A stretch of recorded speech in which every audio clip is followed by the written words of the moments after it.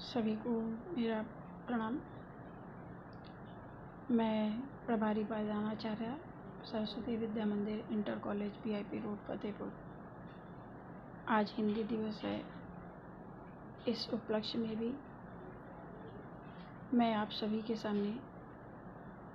अभी 2020 में जो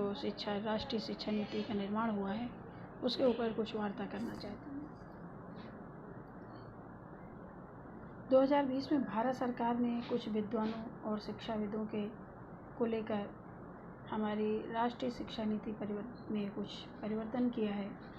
जिसमें 1986 की शिक्षा नीति में एक बार पुनः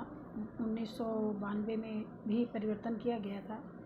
और विभिन्न आयामों को जोड़ा गया था, जिसका पालन हम लोग सभी अभी कर रहे हैं। और पाश्चात्य संस्कृति का जिसमें थोड़ा अधिक तो है होने के कारण वह शिक्षा नीति पूर्ण रूप से बच्चों के हित में कारगर कम साबित हो रही थी। इसलिए हमारी नई शिक्षा नीति का निर्धारण किया गया है, जिसमें एक ऐसे लक्ष्य का निर्धारण किया गया है कि अधिक से अधिक वह प्रेरणादायक हो और समाज के विकास की पूरक भी बने। उस शिक्षा नीति में ऐसे लक्ष्य का निर्धारण है कि जिसमें समान गुणवत्ता युक्त स्वदेशी मातृभाषा व एक सुनिश्चिता जीवन को पर्यंत शिक्षा को प्रभावी बनाने की क्रियाप्रणाली का प्रस्ताव रखा गया है। हमारे शिक्षाविदों ने बहुत सोच विचार करके उसमें परिवर्तन करते हुए निर्माण जो किया है, उसमें भारतीय संस्कृति, संविधान, परिवेश, मातृभाषा, प्रयोग, इन सभी चीज़ों को समावेश करते हुए शिक्षा को प्रभावी बनाने का कार्य किया है। इसमें विभिन्न आयामों को रास्ता दिखाने की भी परिपक्वता है, जिससे बालक अपने लक्ष्य को आगे की ओर प्राप्त कर सके। बाल्यावस्था की शिक्षा प्रणाली को प्रभावी बनाने के लिए खेल का विशेष ध्यान रखा गया है, क्योंकि छोटे बालकों को खेल में ही ज़्यादा सीखने की प्रवृत्तियाँ होती हैं और खेल के द्वारा वह ज़्यादा विकसित हो सकता है। इसलिए खेल के द्वारा उनमें सामाजिकता, सामंजस्य, आत्मनिर्भरता, अनुशासन, इन सभी गुणों के विकास करने की प्रेरणा देने के लिए खेल को ही विशेष रूप से ध्यान दिया गया है कि छोटी कक्षाओं में बच्चों को बस्ते का बोझ न देते हुए बल्कि उनके खेल में अनेक गतिविधियों को और उनके संस्कारों का विकास किया जा सके। उनसे ऊपर की कक्षाओं में यानी 5 तक की शिक्षा प्रणाली में भी खेल के साथ कुछ पाठ्य पुस्तक व ऐसी गतिविधियां जिनसे बालक समाज में कुछ अच्छा कर सके, अपने परिवार में अच्छा कर सके, मेल व्यवहार रख सके, दूसरों का सम्मान कर सके, प्रेम व्यवहार रख सके, आदर कर सके, ऐसे गुणों का विकसित करने का आधार लिया गया है। 6, 7, 8 की शिक्षा में राष्ट्रीय भाषा के साथ मातृभाषा या कहा जाए क्षेत्रीय भाषाओं का प्रयोग करने पर बल दिया गया है, क्योंकि बालक जो होता है अपनी ही भाषा में अपनी भावों को ज़्यादा व्यक्त कर सकता है। विभिन्न क्षेत्रों में अलग अलग तरीके की भाषाएं बोली जाती हैं, इसके कारण बालक एक भाषा का ज्ञान होने के कारण अपनी बातों को दूसरों के सामने पूर्ण रूप से व्यक्त नहीं कर पाता। इसलिए हमारी शिक्षा नीति में 6, 7, 8 में त्रिभाषाओं का प्रयोग करने की भी प्रयोजन रखा गया है। त्रिभाषा का मतलब हमारी राष्ट्रीय भाषा यानी हमारी हिंदी भाषा, अंग्रेजी भाषा और अपनी एक क्षेत्रीय भाषाओं का भी प्रयोग किया गया है और बालक इन्हीं से संबंधित अपनी शिक्षा को पूर्ण करने का प्रयास करेगा। 9वीं से 10वीं तक की शिक्षा प्रणाली में जो वर्गों का विभाजन होता था, साइंस ग्रुप, आर्ट्स ग्रुप, वाणिज्य ग्रुप या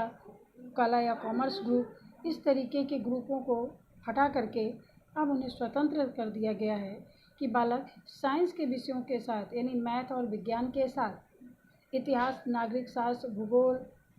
आदि अपने रुचि के विषय को भी पढ़ सकता है, जिससे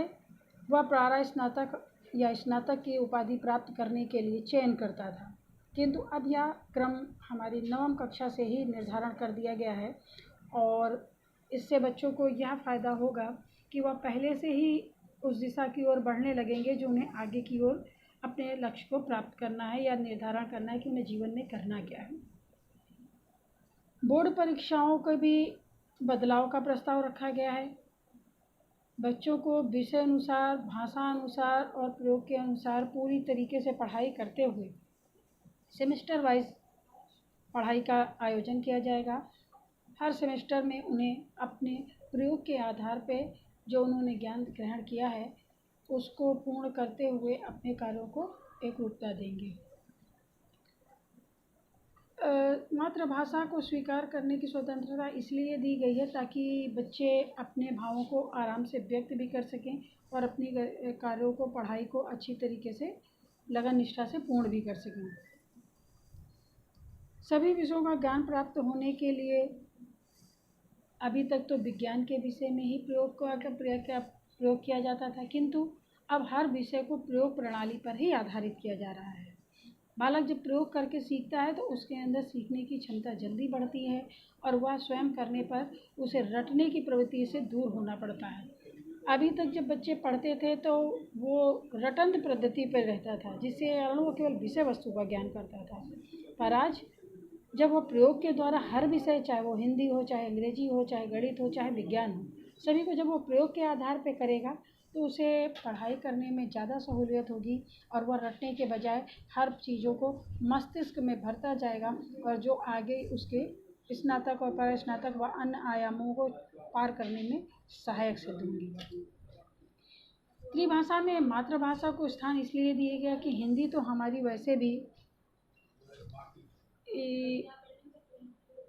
ऐसी भाषा है जो समृद्ध, वैज्ञानिक, अभिव्यंजक भाषा के रूप में प्रयोग की जाती है। उसमें किसी भी प्रकार की कोई त्रुटि ढूंढने में समय लगता है, जिसमें प्राचीन आधुनिक साहित्य भी भंडार इतने ज़्यादा हैं, इतना विशाल भंडार है कि जिसकी किसी भी दूसरे भाषा के साहित्यों से भी तुलना नहीं की जा सकती है। साथ ही संगीत हो, साहित्य हो या भारत की राष्ट्रीयता की पहचान हो, धरोहर हो, वह सभी सब हमारी हिंदी भाषा में ही मिलते हैं। हिंदी भाषा के ज्ञान होने से बालक अपनी रुचियों को भी प्रोत्साहित देते हुए कार्य कर सकता है, चाहे वो संगीत की जगत में हो, साहित्य के जगत में हो या विभिन्न किसी भी कला क्षेत्रों में भी हो। अब नवम और दसम में बच्चे अपनी रुचि का भी विशेष ध्यान रखेंगे। रुचि के द्वारा सुरक्षित विषयों को भी चयन करके आगे का लक्ष्य प्राप्त करें, ऐसा सरकार ने भी प्रयोजन रखा है और विद्यालय में भी शिक्षण व्यवस्था में उसका उपयोग करने के लिए सभी को आग्रह किया है। जब हमारा बालक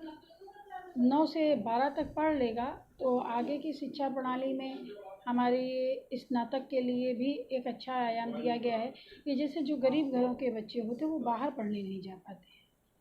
ऐसे लोगों के लिए विदेशी भाषाओं का, विदेशी शिक्षण का या विदेशी कार्यालयों प्रणालियों का हमारे देश में भी प्रयोजन होगा, जिसमें बच्चे अपनी सहभागिता कर सकेंगे और उन्हें पढ़ने के लिए कहीं बाहर दूर देश में जाना नहीं पड़ेगा, ना ही अधिक पैसे भी खर्च करने पड़ेंगे। बालक की शिक्षा और हमारी ये श्रेष्ठ प्रणाली, जो शिक्षा प्रणाली नई बनी है, वह वास्तव में श्रेष्ठ और उत्तम है और मुझे लगता है कि यह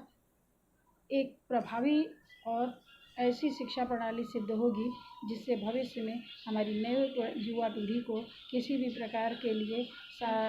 परेशानियों का सामना नहीं करना पड़ेगा और वह अपने बाल्यकाल की शिक्षा से लेकर के द्वादश तक की ही परीक्षा तक अपने इतना अच्छा शिक्षण नीति प्रणाली प्रभावी हो जाएगी कि वह अन्य क्षेत्रों में भी आसानी से आगे बढ़ सकेंगे और हमारे राष्ट्र और समाज का निर्माण स्वतंत्र पूर्वक कर पाएंगे। ऐसी हमारी कामना भी है और इस शिक्षा प्रणाली को शत नमन।